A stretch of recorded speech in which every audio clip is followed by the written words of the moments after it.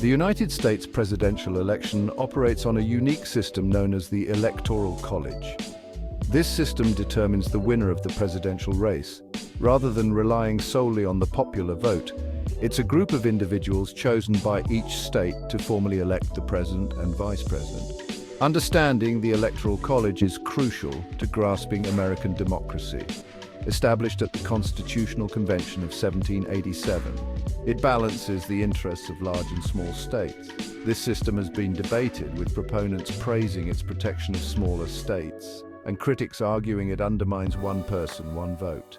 The Electoral College impacts how campaigns are run. Candidates focus on states with a high number of electors. This heightens focus on battleground states. The Electoral College consists of 538 electors. Each state's number of electors is equal to its total number of senators and representatives in Congress. Every state has 2 senators, regardless of population size, while the number of representatives is determined by the state's population. Therefore, larger states with more representatives have more electoral votes. For example, California, the most populous state, has 55 electoral votes. This is significantly more than states like Wyoming, Vermont, and Alaska, which each have the minimum of 3 electoral votes. The District of Columbia, although not a state, also has 3 electors. To win the presidency, a candidate needs to secure a majority of the Electoral College votes, which is 270 or more. The process of choosing electors varies by state. Generally, political parties nominate electors who are pledged to support their party's presidential candidate. On election day, when voters cast their ballots, they are actually voting for these electors who will then cast their votes for president in December.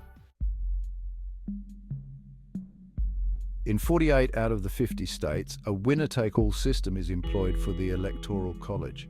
This means that the presidential candidate who wins the popular vote in a state generally receives all of that state's electoral votes. This system has significant implications for campaign strategy, as candidates focus on winning states with large numbers of electoral votes, even if it means winning those states by a small margin.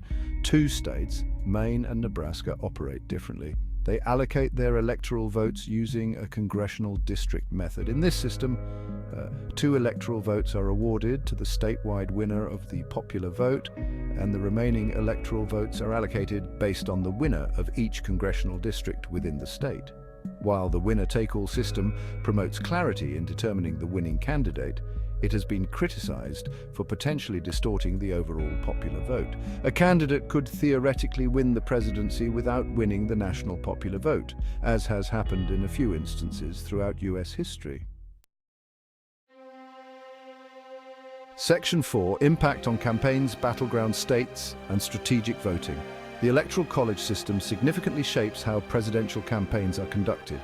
Candidates concentrate their efforts and resources on winning specific states that are crucial for securing the necessary 270 electoral votes. These states, often referred to as battleground states or swing states, are where the electorate is relatively evenly divided between Democrats and Republicans. Candidates meticulously target their messages and campaign appearances in these pivotal states, recognizing that even a small shift in voter sentiment can have a significant impact on the outcome of the election. The emphasis on battleground states often leads to issues of particular concern to those states receiving disproportionate attention during campaigns. This strategic focus on specific states also influences voter behavior. In non-battleground states, where the outcome is often predictable, voter turnout may be lower. Conversely, voters in battleground states may feel a heightened sense of importance and influence, knowing their vote carries significant weight in the national election. Section 5. Criticisms and controversies. The popular vote dilemma.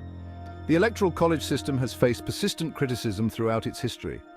Critics argue it undermines the principle of one person, one vote. In 2016, Trump lost the popular vote but won the presidency. This erodes public trust in the democratic process. The Electoral College gives disproportionate power to less populous states. A single vote in a small state carries more weight. Section 6. Historical significance, the Founding Fathers' vision. The The Electoral College was conceived by the Founding Fathers as a compromise between those who favored direct popular elections for president and those who preferred selection by Congress. They aimed to create a system that balanced the interests of both large and small states, ensuring that no single state or region could dictate the outcome of a presidential election.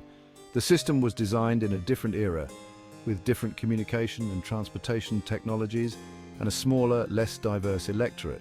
At the time, there were concerns about the potential for a demagogue to sway public opinion and gain power. The Electoral College, with its intermediary electors, was seen as a safeguard against such a scenario. The Electoral College's role in American democracy has evolved significantly since its inception. Changes in demographics, political parties, and communication technologies have all impacted how the system operates and the debates surrounding its continued relevance. Section 7, a conclusion, a system under scrutiny. The Electoral College remains a contentious aspect of the US presidential election system. It continues to be the subject of intense debate and scrutiny. Proponents argue it protects smaller states' interests. Critics contend it undermines one person, one vote. The debate over the Electoral College reflects the tension between tradition and a more inclusive electoral system. Whether it remains or is replaced with a system reflecting the popular vote remains an open question.